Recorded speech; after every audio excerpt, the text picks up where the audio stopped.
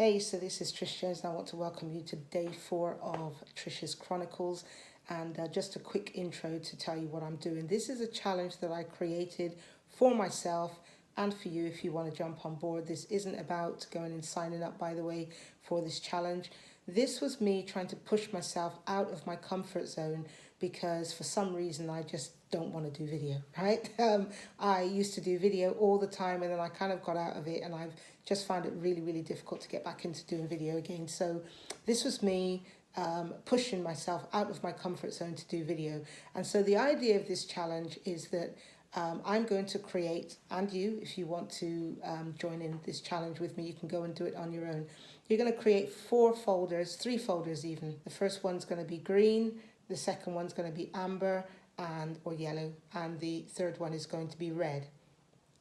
I am going to record a video every day for 21 days. And so if you prefer to create podcasts, you're going to record an audio for 21 days. And if you prefer to write, you're going to write for 21 days.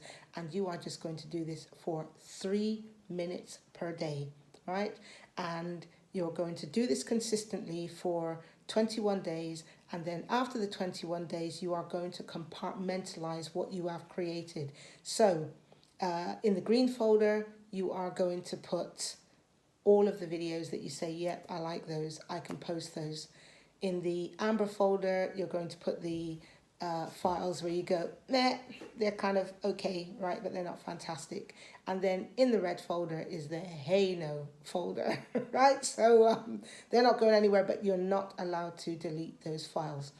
And the reason you're not allowed to delete those files is because you might go back to them later on and say, actually, this isn't too bad, I can do something with this, right? So, but the idea is that after 21 days, you are going to, as I said, you're going to go back and start looking at what you have created and compartmentalizing them, but you are going to keep going for at least another 21 days, because the idea is, as I said, to push you out of your comfort zone. For me, it's to push me out of my comfort zone.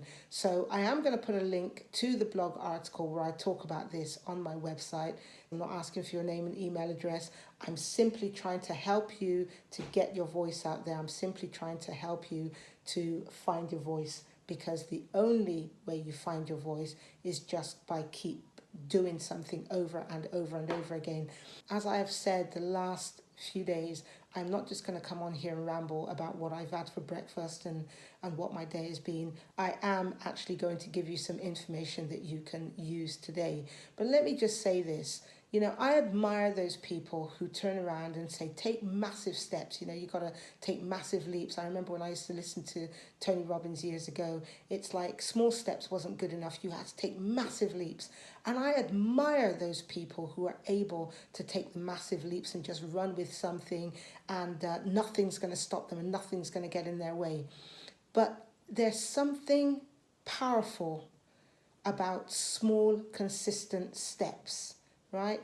And our daughter, didn't walk until she was 22 months, the little chunky.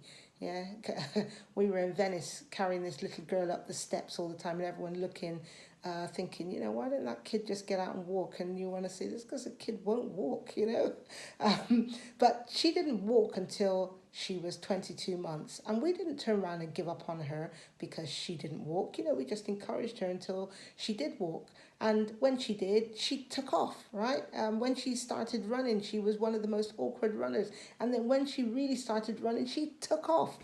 And so when you take small, consistent steps, there is a lot of learning. There's a lot of casting off of the doubt and the lack of self-image, the lack of confidence. All of those things die when you just do something daily and consistently. You know, if you're a maths teacher, you know, by going over those timetables over and over and over again, every single week when I was younger, every single week we had a times table test. No matter what type of maths we were doing, every single week we had a times tables test, right? I can't say I'm fantastic at it, but listen, I'm much better at it than had we not done it, right? So those small consistent steps are really important.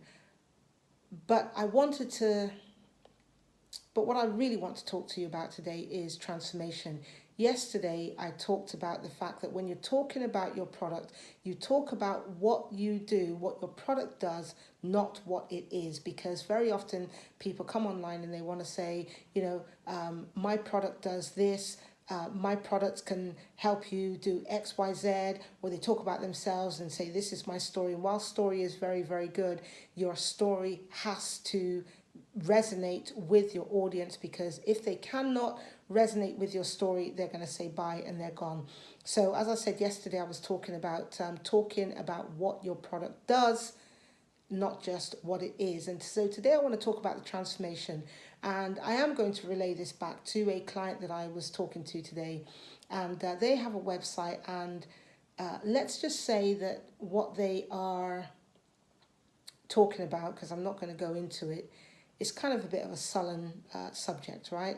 And so the images that they have been using kind of look, the person just looks depressed. That's all I can say. And I said, look, the website just doesn't look inviting. Your Facebook page doesn't look inviting. And I said, but what you want to sell is the transformation. You need to sell the transformation. And so you want people to look as though they have the victory. So that's why you always saw people like Tony Robbins and Mark Victor Hansen and Jack Canfield. All of these people tended to use images that depicted somebody climbing the mountain, somebody getting to the top and holding the flag up there, somebody leaping over a big massive chasm, which means that they're not going to let the gap get in their way. Those smiling people of, yes, I've done it. That is what people are buying into. And if you can make somebody feel that, hey, I am helping you to get from where you are now to where you want to be, and they can feel that transformation, they can see that vision, they are more likely to get their wallet out and pay. But if you make them feel that this is going to be a hard, arduous task, and this is how you feel glum and sad, and this isn't going right, etc., etc., you're not giving them a vision to hold on to. And so they are less likely to buy from you. So all I'm saying anyway, sell the transformation, sell the result, sell this is how it's going to be when you have done X, Y, Z. And it's not just about working with you, because again, whilst that's important, if it's all about you, then people are not going to be so quick to work with you. But if you sell the vision, if you sell the feeling, people will get their checkbook out, or credit cards, or PayPal, or Bitcoin, or whatever it is nowadays, right? But sell the transformation. That's all I'm going to say about this. Sell the transformation. My daughter's about to come down and tell me, Mummy, you're talking too loud. Let's wait for it. No, she must be gone to the bathroom. Yeah, I'm talking a bit louder. Bedroom is above here. But anyway, that is me done. Go out, give value, change somebody's life, sell the transformation. Okay, ciao, ciao.